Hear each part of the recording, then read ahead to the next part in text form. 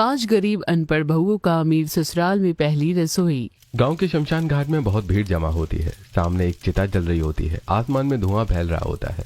मधुबाला अपनी 5 छोटी बेटियों को सीने से लगाए बैठी होती है। 5 बच्चियां जोर जोर से रो रही थीं। उनके पिता की मौत हो चुकी थी और पूरा परिवार टूट चुका होता है। हमने तो वादा किया था ना कि हम अपनी 5 बेटियों को मिलकर पालेंगे, लेकिन आपने तो मुझे बीच रास्ते में ही छोड़ दिया। अब मैं अकेली इन सबको कैसे संभालूंगी? इनकी पढ़ाई कैसे होगी? इनकी शादी कैसे होगी? मम्मी आप रोइए मत, हम सब मिलकर कुछ न कुछ कर लेंगे। मम्मी पापा वापस कब आएंगे? अब तुम्हारे पापा कभी वापस नहीं आएंगे बेटा। मधुबाला अपनी 5 बेटियों को सीने से लगा लेती हैं। 20 साल बीत चुके होते हैं। सुबह का समय। शहर के अलग अलग हिस्सों में 5 बहनें अपनी मेहनत में लगी होती हैं। नेहा एक बड़े घर में झाड़ू पोछा कर रही होती है और वो पूरे मन से काम कर रही होती है। नेहा, ऊपर वाले कमरे की सफाई भी कर देना। जी मालकिन, अभी कर देती हूँ। दूसरी तरफ शिल्पा एक सिलाई फैक्ट्री में मशीन चला रही होती है। उसके हाथ तेजी से कपड़े सिल रहे होते हैं। शिल्पा, आज भी सबसे ज्यादा काम तुमने ही पूरा किया है। मेहनत करना ही तो हमारी पूंजी है मालिक। वहीं प्रियंका सब्जियों के ठेले पर ग्राहकों को सब्जियां बेच रही होती है। बेटी, आधा किलो टमाटर और आधा किलो आलू दे देना। जी अभी देती हूँ। दूसरी तरफ दीपाली साइकिल पर दूध की कनस्तर रखकर घर घर दूध पहुंचा रही होती है। दीपाली बेटा, आज थोड़ा जल्दी आ गई। हाँ आंटी, आज ज्यादा घरों में दूध देना है। सबसे बड़ी बेटी दिव्या मंदिर में सेवा कर रही होती है। मंदिर में भंडारा चल रहा होता है। वो श्रद्धालुओं को पत्तल बांट रही होती है। लीजिए माताजी, प्रसाद ग्रहण कीजिए। भगवान तुम्हें हमेशा खुश रखे बेटा। शाम को 5 बहनें दिन भर की मेहनत के बाद अपने छोटे से घर में पहुंचती हैं। घर के अंदर एक पुरानी खाट पर मधुबाला लेटी हुई होती हैं। उन्हें लगातार खांसी आ रही है। तभी घर का दरवाजा खुलता है और 5 बेटियां अंदर आती हैं। आ गई मेरी प्यारी बिटिया। हाँ मम्मी आ गई। आपने अपनी दवाई ली थी ना? हाँ बेटा, दवाई तो ले ली थी, लेकिन ये खांसी जाने का नाम ही नहीं ले रही है। मम्मी पहले पानी पी लीजिए। मधुबाला पानी पीती हैं। फिर 5 बहनें मिलकर रसोई की तरफ चली जाती हैं। घर में एक छोटा सा मिट्टी का चूल्हा रखा होता है। 5 बहनें मिलकर खाना बनाने लगती हैं। कोई आटा गूंथ रहा है, कोई सब्जी काट रही है, कोई रोटियां सेक रही होती है। थोड़ी देर बाद सभी जमीन पर बैठकर खाना खाने लगते हैं। अगर मैं किसी काबिल होती तो आज तुम्हें इतना काम नहीं करना पड़ता। मम्मी ऐसी बातें मत क्या करो।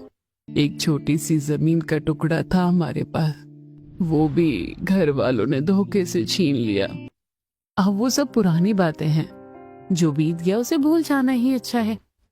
हमें बस अपने ऊपर वाले पर विश्वास रखना चाहिए और भगवान का नाम लेकर मेहनत करते रहना चाहिए। नहीं बेटा, मैं वो सब कैसे भूल जाऊं? इतने बुरे वक्त में अपने ही लोगों ने हमें धोखा दिया था। इतना कहते ही मधुबाला की आंखों के सामने पुरानी यादें घूमने लगती हैं और वो अतीत में खो जाती है। पति की मौत के कुछ दिन बाद मधुबाला अपने घर में बैठी होती है। तभी उनके देवर घर में आते हैं। उनके हाथ में एक बैग होता है और चेहरे पर झूठी हमदर्दी दिखाई दे रही होती है। भाभी, बहुत बड़ा दुख आ गया हमारे परिवार पर। अब तो बस भगवान ही सहारा है भैया। अगर किसी भी तरह की मदद चाहिए हो तो जरूर बताना। बस मेरी बेटियों का ध्यान रख लेना भैया। अरे भाभी, ये भी कोई कहने की बात है? भाभी, ये कुछ जरूरी कागज है। भैया ने मरने से पहले घर आपके नाम कर दिया था, बस यहाँ साइन कर दीजिए। अच्छा भैया। मधुबाला कागजों पर अंगूठा लगा देती है। फिर चाचा 5 बच्चियों से भी अंगूठा लगवा लेते हैं। उनके चेहरे पर हल्की सी चालाक मुस्कान दिखाई देती है। कुछ महीनों बाद मधुबाला अपनी 5 बेटियों को लेकर खेत देखने जाती है। खेत में फसल लहरा रही होती है। देखो बेटियों, ये खेत तुम्हारे पापा की मेहनत की निशानी है। तभी पीछे से तेज आवाज आती है। क्या कर रही हो यहाँ? निकलो यहाँ से। भैया ये कैसी बातें कर रहे हो? ये खेत हमारा है। कौन सा तुम्हारा खेत? अब ये खेत मेरा है। जिन कागजों पर तुमने साइन किए थे ना, उसी दिन सब कुछ मेरे नाम हो गया था। नहीं, ऐसा नहीं हो सकता। और सुन लो, आज के बाद तुम या तुम्हारी बेटियां यहाँ दिखाई दी ना तो उनकी टांगे तोड़ दूंगा। पांचों बच्चियां डरकर अपनी मां के पीछे छुप जाती हैं। मधुबाला की आंखों में आंसू बहने लगते हैं। वो अपनी बेटियों का हाथ पकड़कर वहां से चली जाती है। खाना खत्म करके सब सो जाते हैं। अगले दिन सभी लोगों के राशन कार्ड बनाए जा रहे होते हैं और जिनके राशन कार्ड बने होते हैं उनके घरों में राशन पहुंचना शुरू हो गया होता है। साइबर कैफे के बाहर लाइन लगाकर अपने कागज बनवा रहे होते हैं। पांचों बहनें गांव के एक छोटे से साइबर कैफे में पहुंचती हैं। अंदर कई लोग बैठे होते हैं और एक लड़का लैपटॉप पर काम कर रहा होता है। भैया हमारा राशन कार्ड बनवा दीजिए। राशन कार्ड बनवाने के लिए आधार कार्ड या पैन कार्ड चाहिए, दोनों में से कोई है, एक दे दो। भैया ये आधार कार्ड क्या होता है और ये पैन कार्ड क्या होता है? कैफे में बैठे लोग एक दूसरे का मुंह देखने लगते हैं, फिर धीरे धीरे हंसना शुरू कर देते हैं। अरे भाई इन्हें आधार कार्ड भी नहीं पता। अरे लगता है किसी दूसरे ग्रह से आई है। अरे पागल हो क्या, धरती पर रहती हो ना, कोई एलियन वेलियन तो नहीं हो? पांचों बहनें शर्मिंदगी से सिर झुका लेती। भैया हमें नहीं पता, आप बता दो क्या होता है, हम वो भी बनवा लेंगे। अरे माता जी, मैंने यहाँ कोई टीचिंग क्लास नहीं खोल रखी है, जाओ यहाँ से, कहीं और जाकर अपना काम करो। मेरे पास इतना टाइम नहीं है कि गरीब अनपढ़ लोगों को पढ़ाता फिरूं। लड़का उन्हें वहां से भगा देता है। पांचों बहनें चुपचाप कैफे से बाहर निकल जाती हैं। दीदी क्या सच में हम इतने पीछे रह गए?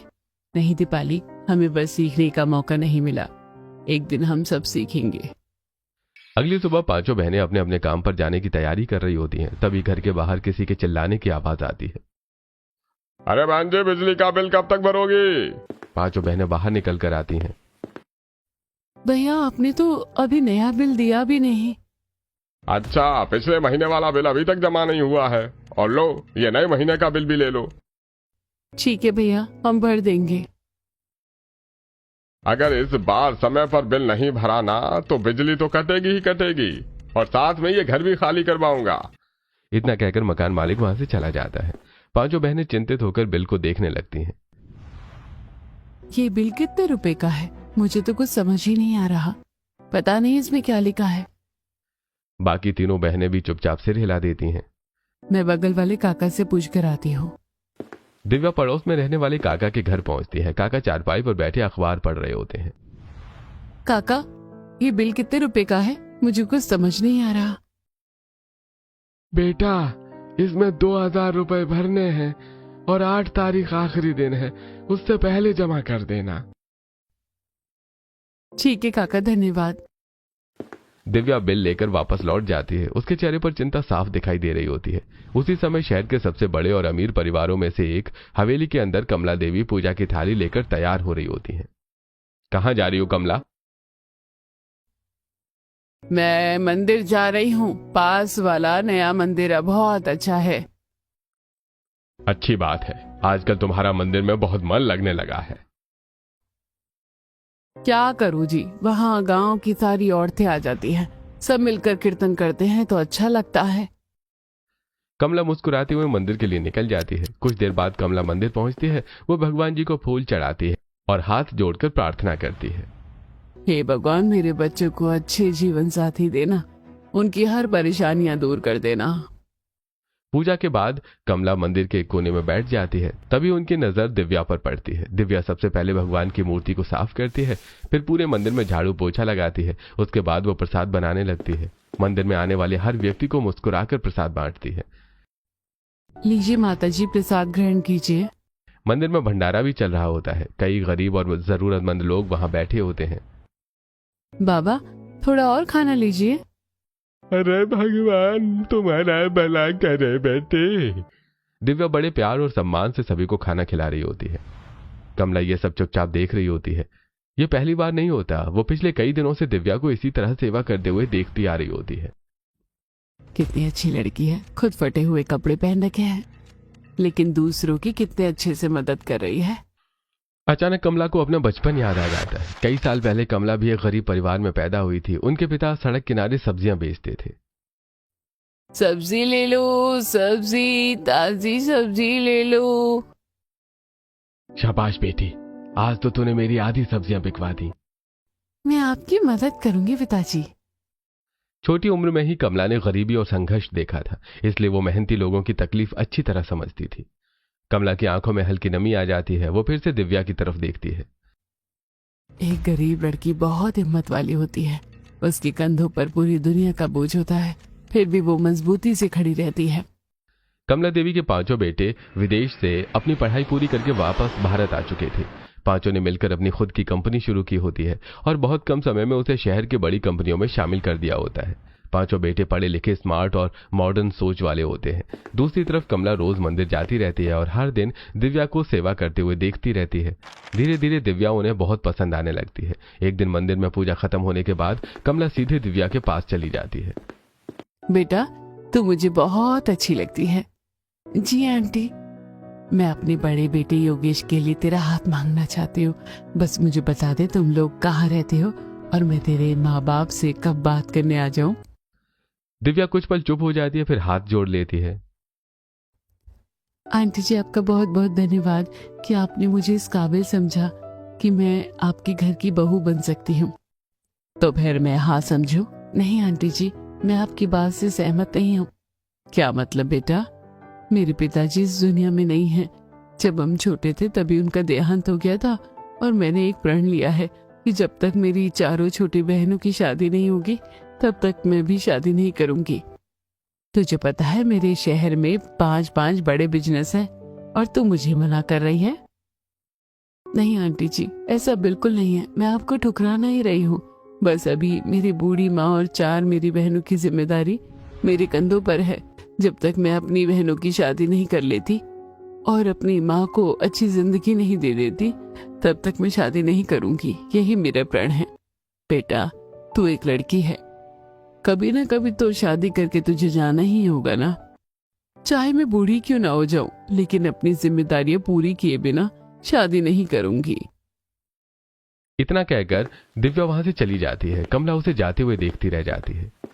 क्या इन 5 बहनों ने अपनी किस्मत खुद लिखी या भगवान ने उन्हें सही समय पर सही रास्ता दिखाया? अगले कई दिनों तक कमला के दिमाग में दिव्या की बातें घूमती रहती हैं।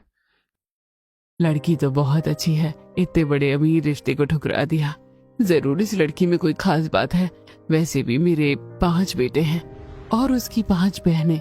अगर 5 बहनों की शादी मेरे 5 बेटों से हो जाए, इसमें तो मेरा भी फायदा है और उनका भी। कमला अपना फैसला कर चुकी होती है। दूसरी तरफ शहर के सबसे बड़े कॉर्पोरेट ऑफिस में कमला के 5 बेटे मीटिंग खत्म करके आपस में बातें कर रहे होते हैं। यार, मेरी पत्नी ऐसी होनी चाहिए जो बिजनेस संभालने में मेरी पार्टनर बने। बिल्कुल भाई। पढ़ी लिखी भी होनी चाहिए, बराबरी की पार्टनरशिप होनी चाहिए। आखिर हम लोगों ने इतनी मेहनत से ये मुकाम हासिल किया है। 5 भाई मुस्कुराते हैं। अगले दिन कमला अपनी महंगी गाड़ी में बैठकर दिव्या के घर पहुंच जाती है। छोटा सा कच्चा घर, गेट खुलते ही 5 बहनें हैरानी से उन्हें देखने लगती हैं। बेटा, मुझे तेरी शर्त मंजूर है। जी, मैं तेरी 4 बहनों की शादी करने के लिए भी तैयार हूँ। मेरे भी 5 बेटे हैं। तुम 5 मेरे घर की बहू बनोगी। Thank you so much aunty. तभी पीछे खड़ी मधुबाला सब सुन लेती है। क्या मेरी 5 बेटियों की शादी इतने बड़े घर में होगी? हाँ बहन जी, अब आपकी बेटियां मेरी बेटियां हैं। आपको उनकी चिंता करने की कोई जरूरत नहीं है। मुझे कभी नहीं लगा था कि मेरी बेटियों की किस्मत इतनी अच्छी होगी। आपका बहुत बहुत धन्यवाद। मधुबाला और कमला एक दूसरे को गले लगा लेती हैं। अगले दिन कमला की हवेली में एक बड़ी गैदरिंग चल रही होती है। पूरा हॉल मेहमानों से भरा होता है। रिश्तेदार, पड़ोसी सब मौजूद होते हैं। मैंने अपने 5 बेटों की शादी तय कर दी है। पूरा हॉल तालियों से गूंज उठता है। वाह कमला जी, अब जल्दी ही शादी का जश्न देखने को मिलेगा। 5 बेटे एक दूसरे का चेहरा देखने लगते हैं। क्या मम्मी, आपने रिश्ता तय कर दिया? और वो भी हमें बताया भी नहीं। बेटा, मुझे एक लड़की बहुत पसंद आ गई थी, लेकिन उसकी शर्त थी कि उसकी 4 बहनों की शादी भी पहले होनी चाहिए। इसलिए मैंने तुम 5 का रिश्ता उन 5 बहनों से तय कर दिया है। कौन से परिवार की लड़कियां हैं? गांव की रहने वाली है, बहुत संस्कारी और मेहनती लड़कियां हैं। 5 बेटे एकदम नाराज हो जाते हैं। मम्मी, ऐसा थोड़े होता है।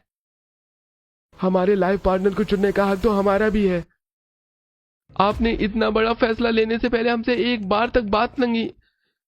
गांव की लड़कियां, उनका और हमारा कोई मैच ही नहीं है। हम इतना बड़ा बिजनेस संभालते हैं और आपने गांव की लड़की चुनी हमारे लिए। मैं जो भी करती हूँ अपने बच्चों की भलाई के लिए करती हूँ, लेकिन आज मेरे बच्चों को ही मुझ पर भरोसा नहीं है। अपनी माँ को रोता देखकर पांचों बेटे शांत हो जाते हैं। मम्मी, हम बस इतना कह रहे हैं कि आपको हमसे पूछना चाहिए था। हम आपके खिलाफ नहीं हैं, बस फैसला बहुत बड़ा था।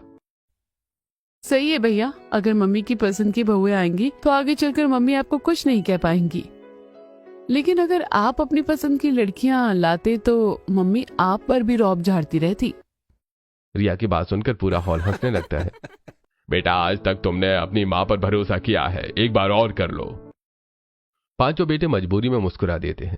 कुछ दिनों बाद पूरे शहर की सबसे बड़ी शादी होती है। हजारों मेहमान, रोशनी से जगमगाता माहौल और चारों तरफ शहनाइयों की आवाज गूंज रही होती है। पांचों बेटे शेरवानी पहनकर मंडप में बैठे होते हैं और दूसरी तरफ पांचों बहनें दुल्हन के जोड़े में बेहद सुंदर लग रही होती हैं। तभी सभी रस्में धूमधाम से पूरी होती हैं। आखिरकार पांचों जोड़े 7 फेरे ले लेते हैं। शादी के बाद पांचों बहुएं गृह प्रवेश के लिए हवेली पहुंचती हैं। स्वागत है मेरी बहुओं। पांचों बहुएं कलश गिराकर घर के अंदर गृह प्रवेश करती हैं। शादी की अगली सुबह पांचों बहुएं पहली बार अपने नए घर में उठती हैं। हवेली इतनी बड़ी और आधुनिक होती है कि उन्हें समझ नहीं आता कि कौन सी चीज किस काम की है। दूसरी तरफ पांचों बेटे रोज की तरह उठ चुके होते हैं। Can I get a coffee? जी, ये क्या होता है? क्या मतलब? समझ नहीं आया, आपको क्या चाहिए? योगेश अपना माथा पकड़ लेता है। दूसरी तरफ, hey, I am going to take a shower. इन्होंने अभी क्या कहा? बाहर पांचों बहुएं एक दूसरे का मुंह देखने लगती हैं। हे भगवान, ये लड़कियां इस घर में तो आ गई हैं, लेकिन ये आगे कैसे चलेगा? पांचों बेटे परेशान नजर आने लगते हैं। बहुएं पूरे घर को हैरानी से देख रही होती हैं। हर कमरे में नई नई मशीनें, बड़े टीवी, ऑटोमेटिक पर्दे और आधुनिक उपकरण लगे होते हैं। अरे बहन, ये कैसी चीज है? कौन सी? कमरे की दीवार पर लगी है। मेरे कमरे में तो एक लगी हुई है, उसमें से ठंडी ठंडी हवा निकल रही थी। सच में? हाँ, पूरा कमरा ठंडा हो गया था। सभी बहुएं एसी को देखकर आश्चर्य में पड़ जाती हैं। अगली सुबह कमला देवी पांचों बहू से कहती हैं, बेटा, आज तुम्हारी पहली रसोई है। रिश्तेदार, पड़ोसी और परिवार के लोग आने वाले हैं, इसलिए अच्छा खाना बनाना। जी मम्मी जी, जी मम्मी जी। कमला उन्हें बड़ी मॉडर्न किचन दिखाकर चली जाती हैं। रसोई इतनी आधुनिक होती है कि पांचों बहुएं घबरा जाती हैं। बहन, गैस कहाँ है? मुझे तो कुछ समझ नहीं आ रहा। ये इतने सारे बटन किस लिए हैं? शायद इसमें खाना बनता होगा। वो स्टील का बर्तन अंदर रख देती हैं और वो उल्टे सीधे बटन दबाने लगती हैं। टू टू, अचानक ओवन बंद हो जाता है। अरे, लगता है खराब हो गया। दूसरी तरफ दिव्या मिक्सर उठाती है। इसमें मसाला पीसते हैं होंगे। वो ढक्कन लगाए बिना मिक्सर चालू कर देती है। अगले ही पल टमाटर पूरी रसोई में उड़ जाते हैं। अरे राम, सब कुछ फैल गया। कुछ ही मिनटों में पूरी रसोई अस्त व्यस्त हो जाती है। अगर हमें सबका दिल जीतना है तो अच्छा खाना बनाना होगा, लेकिन ये मशीन समझ नहीं आ रही। हमें और रास्ता ढूंढना पड़ेगा। तभी बाहर एक नौकर दिखाई देता है। भैया, यहाँ कोई खुली जगह है? जी, पीछे बैकयार्ड है और बड़ा गार्डन भी है। बस हमारा काम हो गया। पांचों बहुएं चुपचाप सब्जियां, मसाले और सामान लेकर पीछे बैकयार्ड में चली जाती हैं। वहां मिट्टी इकट्ठा करके देसी चूल्हा बनाती हैं। 2 बड़े पत्थरों को रखकर सिलबट्टा तैयार कर लेती हैं। कुछ ही देर में लकड़ियां जलने लगती हैं। अब आएगा मजा। यही तो हमारी असली किचन है। पांचों बहुएं पूरे मन से खाना बनाने लगती हैं। नौकर खिड़की से यह सब देख लेता है। हे भगवान, पांचों बहुएं बाहर खाना बना रही हैं। वो भागकर कमला के पास पहुंचता है। मैडम, अरे रसोई पूरी बिखरी पड़ी है और पांचों बहुएं बाहर मिट्टी के चूल्हे पर खाना बना रही हैं। क्या? तभी एक पड़ोसन वहां से गुजरती है। ये सब देखकर पांचों बेटे शर्मिंदगी महसूस करने लगते हैं। अरे देखो, कमला की बहुएं बाहर खाना बना रही है। इन्हें तो किचन की चीजें चलानी भी नहीं आती होगी। अनपढ़ लोग ऐसे ही होते हैं। ओह डैम, मम्मी ये कैसी लड़कियां लेकर आई हैं? पूरे परिवार की इज्जत मिट्टी में मिल गई। हमने कितनी रेपुटेशन बनाई थी और आज देखो क्या क्या देखना पड़ रहा है। पांचों बेटे निराश होकर खड़े रहते हैं, लेकिन कमला के चेहरे पर विश्वास होता है। मेरी बहुएं सबकी बोलती बंद कर देंगी। कुछ देर बाद खाना तैयार हो जाता है। हवेली के बड़े डाइनिंग हॉल में एक बहुत लंबी टेबल सजी होती है। बीच में फूलों की सजावट होती है। कैंडल जल रही थी। चमचमाती प्लेटें लगी होती हैं। हर प्लेट के पास एक सफेद नैपकिन रखा होता है। ये क्या है? पता नहीं। पांचों बहुएं उससे अपने हाथ पोंछ लेती हैं। पूरा हॉल हंस पड़ता है। बेटा, इससे हाथ नहीं पोंछते, इसे गले या गोद में रखते हैं ताकि खाना गिर जाए तो कपड़े गंदे ना हो। जी मम्मी जी, जी मम्मी जी। पांचों बहुएं जल्दी से नैपकिन सही तरीके से रख लेती हैं। बस अब तो हमारी इज्जत बन गई है। आज सबके सामने मजाक बन जाएगा। खाना परोसा जाता है। सभी लोग पहला निवाला खाते हैं और अगले ही पल पूरे हॉल में सन्नाटा छा जाता है। वाह, इतना स्वादिष्ट खाना! मैंने ऐसा खाना वर्षों से नहीं खाया। कमाल कर दिया बहुओं ने। मम्मी, ये तो होटल से भी अच्छा है। कुछ देर पहले जो लोग उनका मजाक उड़ा रहे थे वही अब उनकी तारीफ करते नहीं थक रहे होते हैं। क्या हुआ? अभी कुछ देर पहले तो मेरी बहू की कमियां गिनाई जा रही थी। किसी इंसान की बुराई करना बहुत आसान होता है, लेकिन उसकी तारीफ करने के लिए हमसे 2 शब्द नहीं निकलते। पूरा हॉल चुप हो जाता है। कमला अपनी सीट से उठती है। वो एक सुंदर डिब्बा लेकर आती है। आज मेरी बहू ने मेरी इज्जत बढ़ा दी, इसलिए ही छोटा सा तोहफा। वो पांचों बहुओं को एक एक सोने का हार पहनाती है। तुम पांचों इसके हकदार हो। पांचों बहुओं की आंखों में खुशी के आंसू आ जाते हैं। दूसरी तरफ पांचों बेटे भी पहली बार महसूस करते हैं कि उनकी पत्नियां भले ही अनपढ़ हों, लेकिन उनमें मेहनत, संस्कार और हुनर की कोई कमी नहीं है। अगली सुबह पांचों बेटे अपनी कंपनी पहुंचते हैं। ऑफिस में सभी लोग उनकी नई नई शादी की बातें कर रहे होते हैं। सर, अब तो भाभी जी से मिलवा दीजिए। शादी हो गई है और हमें बुलाया भी नहीं। सर, आज शाम ऑफिस की पार्टी है और इस बार आप लोगों को अपनी पत्नियों के साथ आना ही होगा। पांचों बेटे एक दूसरे का चेहरा देखने लगते हैं। हे भगवान, अब तो बेइज्जती पक्की है। जो होगा देखा जाएगा। शाम को पांचों बेटे घर पहुंचते हैं। सुनो, आज ऑफिस पार्टी में जाना है और वहां जाकर ज्यादा बोलने की जरूरत नहीं है। बस हाय हेलो कर लेना। जितना कम बोलोगी उतना अच्छा रहेगा। पांचों बहुएं थोड़ी शर्मिंदा हो जाती हैं। थोड़ी देर बाद पांचों बहुएं तैयार होकर नीचे आती हैं। उन्होंने भारी साड़ियां पहन रखी होती हैं, गहरा मेकअप किया होता है और बड़ी बड़ी बिंदियां लगाई होती है। अरे, ये क्या कर लिया तुम लोगों ने? अच्छा नहीं लग रहा क्या? अरे नहीं, बस थोड़ा हल्का मेकअप कर लो। कुछ देर बाद पांचों बहुएं फिर तैयार होकर आती हैं। इस बार हल्का मेकअप, छोटी बिंदी और सादगी भरा रूप होता है। हाँ, अब तो ठीक लग रही हो। भाभियां तो बहुत सुंदर लग रही हैं। पार्टी शुरू हो चुकी होती है। बड़े बड़े बिजनेसमैन, क्लाइंट्स, कर्मचारी और उनके पार्टनर्स वहां पर मौजूद होते हैं। नमस्ते भाभी जी। नमस्ते। हाय, हेलो। पांचों बहुएं वही 2-4 शब्द बोल रही होती हैं जो उनके पतियों ने सिखाए होते हैं। सर, आपकी पत्नी को बोलना नहीं आता है क्या, या फिर वो हमसे घुलना मिलना नहीं चाहती? नहीं, ऐसी बात नहीं है। ये थोड़ी शर्मीली है। धीरे धीरे सबके साथ खुल जाएगी। पार्टी में सब कुछ ठीक चल रहा होता है। पार्टी खत्म होने वाली होती है तभी शिल्पा धीरे से दिव्या के पास आती है। दीदी, मुझे बाथरूम जाना है। उसकी आवाज पास खड़ी कुछ लड़कियों को सुनाई दे जाती है। क्या बोली? अरे वाह, बिल्कुल गांव वाली भाषा। कितनी गंवार है। पांचों बेटे असहज हो जाते हैं। घर पहुंचते ही पांचों बेटे नाराज हो जाते हैं। क्या कहा था ना कि ज्यादा बोलने की जरूरत नहीं है। 1 सेकंड में सारी इज्जत खराब कर दी। लोग हमें मजाक उड़ा रहे थे। पांचों बहुएं उदास हो जाती हैं। लेकिन हमने ऐसा क्या कह दिया? हमें तो समझ भी नहीं आया कि गलती क्या हुई। पांचों बहुएं चुपचाप अपने कमरे में चली जाती हैं। अगले दिन कमला अपनी पांचों बहुओं को किटी पार्टी में लेकर जाती है। सभी अमीर घरों की महिलाएं बड़ी डाइनिंग टेबल पर बैठकर खाना खा रही थी। वहीं पांचों बहुएं आदत के अनुसार नीचे जमीन पर बैठकर खाना खाने लगती हैं। कमला जी, आपकी बहुएं तो बिल्कुल गांव वाली है। सच में एकदम अनपढ़ और गंवार। सभी औरतें हंसने लगती हैं। क्यों? क्या आपके पूर्वज डाइनिंग टेबल पर बैठकर खाना खाते थे? हमारे दादा परदादा भी जमीन पर बैठकर खाना खाते थे, और डॉक्टर भी कहते हैं कि सही तरीके से बैठकर खाना स्वास्थ्य के लिए अच्छा ही होता है। कुछ देर पहले हंसने वाली औरतों के चेहरे उतर जाते हैं, लेकिन हवेली में नई नई मुश्किलें खत्म नहीं होती। एक दिन पांचों बहुएं महंगे सोफे को पानी से धोने लगती हैं। मम्मी देखो आपकी फेवरेट बहू ने क्या कर दिया। पूरा सोफा भीग चुका होता है। अगले दिन घर के मंदिर के सामने मिट्टी और गोबर का लेप लगा हुआ दिखाई देता है। अरे ये किसने किया? मम्मी जी मैंने। गोबर बहुत शुद्ध होता है और इससे ठंडक भी बनी रहती है। बेटा गांव में ठीक है लेकिन यहाँ इसकी जरूरत नहीं है। ठंडक के लिए एसी है ना, और सफाई के लिए दूसरी व्यवस्था है। अच्छा मम्मी जी। लगातार ताने सुन सुनकर पांचों बहुएं परेशान हो चुकी होती हैं। एक शाम सभी कमला के कमरे में पहुंचती हैं। मम्मी जी एक बात पूछे? हाँ बेटा। आपको पहले से पता था कि हम गांव की हैं और ज्यादा पढ़ी लिखी भी नहीं है, फिर आपने हमारी शादी यहाँ क्यों करवाई? हमें यहाँ कोई पसंद भी नहीं करता है।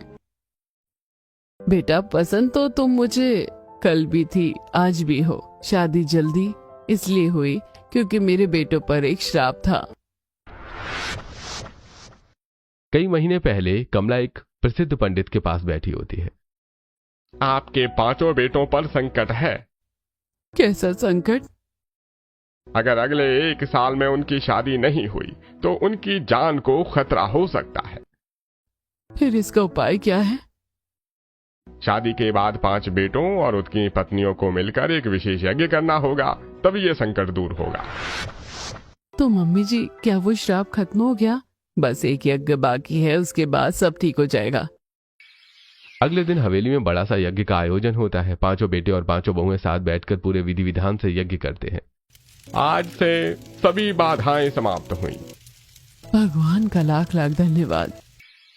समय धीरे धीरे आगे बढ़ने लगता है। 5 बहुएं अपने पतियों का बहुत ध्यान रखती हैं। सुबह उन्हें समय पर उठाना, उनके कपड़े तैयार करना, नाश्ता बनाना और उनकी हर छोटी बड़ी जरूरत का ध्यान रखना उनकी आदत बन जाती है। मेरी फाइल कहाँ है? आपकी बैग में रख दी है। अच्छा। धीरे धीरे 5 बेटों के मन में अपनी पत्नियों के लिए सम्मान बढ़ने लगता है। ये लोग भले ही ज्यादा पढ़ी लिखी नहीं है, लेकिन दिल की बहुत अच्छी हैं और हमारा कितना ख्याल रखती हैं। सच कहूं तो इनकी केयरिंग ने मुझे काफी इंप्रेस किया है। एक शाम योगेश और दिव्या बालकनी में बैठे होते हैं। एक बात पूछूं, तुमने पढ़ाई क्यों छोड़ दी थी? हालात अच्छे नहीं थे। अगर तुम आगे पढ़ना चाहो तो पढ़ सकते हो, अब कोई तुम्हें रोकने वाला नहीं है। दिव्या की आंखें चमक उठती हैं।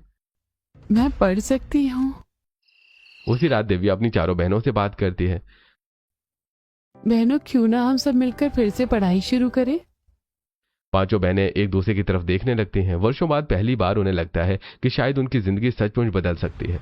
5 बहुएं अपने कमरे में बैठी होती हैं। दिन भर की घटनाएं उनके दिमाग में घूम रही होती हैं। सभी के चेहरे पर सोच और चिंता साफ दिखाई दे रही होती है। बहनों हम इतने अनपढ़ हैं कि हमें लोगों की आधी बातें भी समझ नहीं आती। सही कह रही हो दीदी। कभी कोई अंग्रेजी बोल देता है, कभी कोई मशीन की बात करता है, हमें कुछ समझ ही नहीं आता। और हमारे पति भी हमसे कितने नाराज रहते हैं। अगर हमें उनका दिल जीतना है तो हमें खुद को बदलना होगा।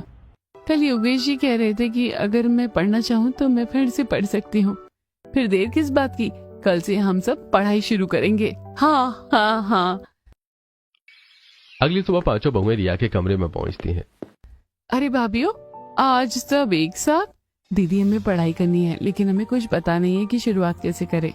बस इतनी सी बात, मैं अभी आप सबका ऑनलाइन एडमिशन करवा देती हूँ। रिया लैपटॉप खोलती है और 5 बहुओं का ऑनलाइन कोर्स में नाम लिखवा देती है। अब से आप लोग भी स्टूडेंट हो। सच सच। अब रोज सुबह घर का काम खत्म करने के बाद 5 बहुएं लैपटॉप लेकर बैठ जाती हैं। Welcome students. 5 बहुएं एक दूसरे को देखकर मुस्कुराती हैं। शुरू में उन्हें कुछ समझ नहीं आता, लेकिन धीरे धीरे वो हर दिन मेहनत करने लगती हैं। रात रात भर जागकर नोट्स बनाना, वीडियो देखना और रिवीजन करना उनकी आदत बन जाती है। भाभीओ आप लोग तो सच में बहुत मेहनती हो। कुछ दिनों बाद कमला 5 बहुओं को मॉल लेकर जाती हैं। खरीदारी खत्म होने के बाद बिल बनता है। लो बेटा पेमेंट कर दो। कार्ड से? हाँ। दिव्या कार्ड लेकर काउंटर पर पहुंच जाती है। ये लीजिए। अरे पैसे तो दिए ही नहीं। रिसेप्शनिस्ट कार्ड स्वाइप करती है। पेमेंट हो गई है। क्या इससे पैसे भी कट जाते हैं? हमें तो पता ही नहीं था। सभी हंसने लगती हैं। एक दिन घर में कपड़े धोने का काम चल रहा होता है। बहुएं सारे कपड़े मशीन में डाल देती हैं। मैडम ये वाले कपड़े मत डालिए। क्यों? ये ड्राई क्लीन वाले कपड़े हैं। अरे यहाँ के नौकर भी पढ़े लिखे हैं, हम ही क्यों पीछे रह गए। सभी बहुएं हंस पड़ती हैं और फिर पढ़ाई में लग जाती हैं। कई महीने बीत चुके होते हैं, पांचों बहुएं लगातार पढ़ाई कर रही होती हैं। एक दिन दिव्या के फोन पर कॉल आती है। कंग्रेचुलेशंस, आपका कोर्स पूरा हो गया है और कल कॉलेज आकर अपनी डिग्री ले जाइए और आपको सम्मानित भी किया जाएगा। पांचों बहुएं खुशी से उछल पड़ती हैं। अगले दिन पांचों बहुएं अच्छे से तैयार हो जाती हैं। मम्मी जी, आज आपको हमारे साथ चलना होगा और आप लोगों को भी। पांचों पति और पूरा परिवार उनके साथ यूनिवर्सिटी पहुंचता है। वहां बड़ा स्टेज लगा होता है, सैकड़ों छात्र बैठे होते हैं। पर मैं आप बुलाना चाहूंगा हमारे यूनिवर्सिटी की स्टार स्टूडेंट्स को। इन 5 महिलाओं ने न सिर्फ पढ़ाई पूरी की है बल्कि पूरी यूनिवर्सिटी में टॉप किया है। इन्होंने साबित कर दिया कि मेहनत की कोई उम्र नहीं होती। पूरा हॉल तालियों से गूंज उठता है। क्या मेरी बहुओं ने यूनिवर्सिटी टॉप कर दी है? सरप्राइज। पांचों बेटे भी गर्व से भर जाते हैं। मुझे विश्वास नहीं हो रहा, ये सच में कमाल है। कार्यक्रम खत्म होने के बाद सभी बाहर निकल रहे होते हैं। बेटा जरा रुको। जी सर, जी सर। ये तुम्हारे ऑफर लेटर हैं। तुम्हारे शानदार प्रदर्शन को देखकर बड़ी कंपनी ने तुम्हें नौकरी का प्रस्ताव भेजा है। परसों से ज्वाइनिंग है। पांचों बहुएं खुशी से रो पड़ती हैं। पांचों बेटे कुछ देर चुप खड़े रहते हैं। यार, आई एम सो सॉरी, हमें पता ही नहीं था कि तुम लोग इतनी टैलेंटेड हो। हमने हमेशा तुम्हें कम समझा, लेकिन गलती हमारी थी। हमें माफ कर दो। पांचों बहुएं मुस्कुरा देती हैं। परिवार में माफी नहीं मांगी जाती, बस साथ निभाया जाता है। सभी एक दूसरे को गले लगा लेते हैं। हेलो, इसमें थोड़ा क्रेडिट मेरा भी जाता है, मैंने ही भाभी को एडमिशन करवाया था। पांचों भाई अपनी बहन को गले लगा लेते हैं। अरे तू तो हमारी सुपरस्टार निकली। सभी जोर जोर से हंस पड़ते हैं। कुछ समय बाद पांचों बहुएं अपनी माँ से मिलने जाती हैं। मधुबाला अभी भी पुराने घर में रह रही होती है। माँ, अब आपको यहाँ रहने की जरूरत नहीं है क्योंकि अब आपकी बेटी काबिल हो चुकी है। अब हम आपको अच्छी जिंदगी दे सकते हैं। कुछ ही दिनों में मधुबाला को एक अच्छे अपार्टमेंट में शिफ्ट कर दिया जाता है। उनका इलाज एक अच्छे अस्पताल में शुरू हो जाता है। मुझे तुम सब पर गर्व है माँ, ये तो बस शुरुआत है। हर हफ्ते पांचों बहुएं अपनी माँ से मिलने आती हैं। अब उनके जीवन में सम्मान, शिक्षा और आत्मविश्वास तीनों आ चुके होते हैं। कभी जिन 5 बहनों को लोग अनपढ़ और गंवार कहकर हंसते थे, आज वही लोग उनकी मिसाल देते हैं। उन्होंने साबित कर दिया कि गरीबी इंसान को रोक सकती है, लेकिन सीखने की इच्छा को नहीं। आपके हिसाब से क्या पढ़ाई की कोई उम्र होती है? अपनी राय कमेंट में जरूर बताइएगा।